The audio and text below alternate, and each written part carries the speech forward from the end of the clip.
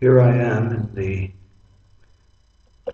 in the crypt of the church here in Quincy, in which rests the graves of John Adams, Abigail Adams, John Quincy Adams, and Louisa Catherine Adams.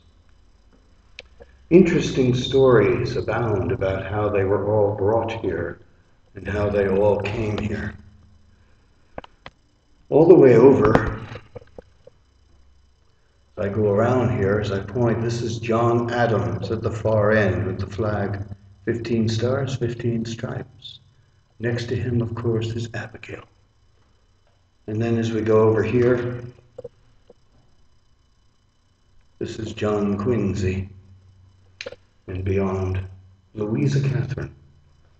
They were buried originally in the family plot, which was across the street, as I have mentioned before in a previous video.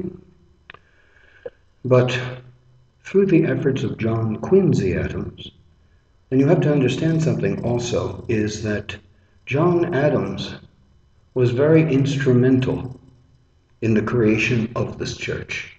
He donated the granite, and John Quincy suggested that they be buried here, or should I say entombed.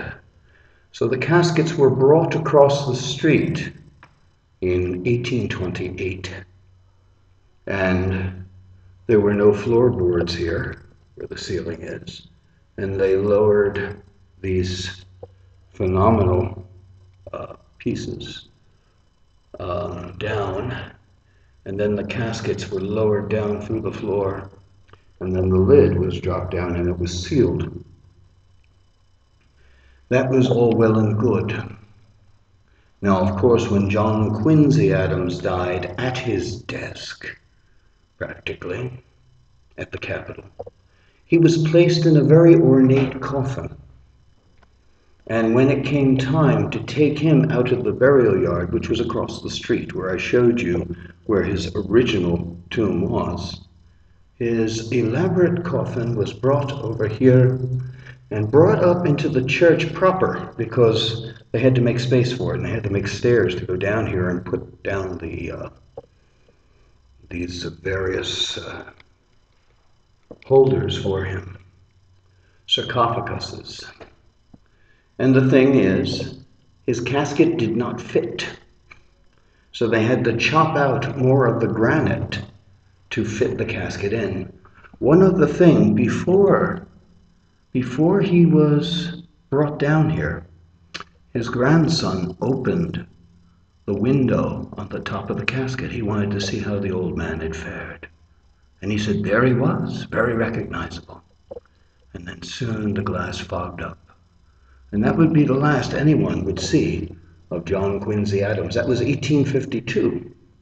You see, his wife was brought up on a train, 1852. And actually, she was laid out in the Capitol, which is quite incredible. She was the last of that generation, as they said.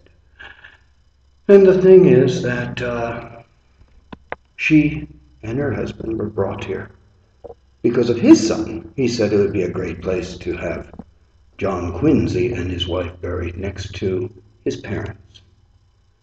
And today, two presidents lie in the same church.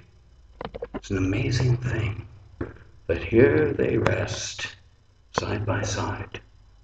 Two of probably, I would have to say, the most intelligent men who were ever president of the United States. Many will argue that fact.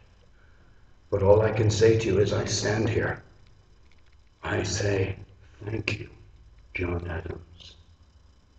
And I say thank you, Abigail Adams. And I say thank you, John Quincy Adams. And I say thank you, Louisa Adams. It is very humbling to be here, to be in the presence of some of the greatest people who ever were part of this nation's history.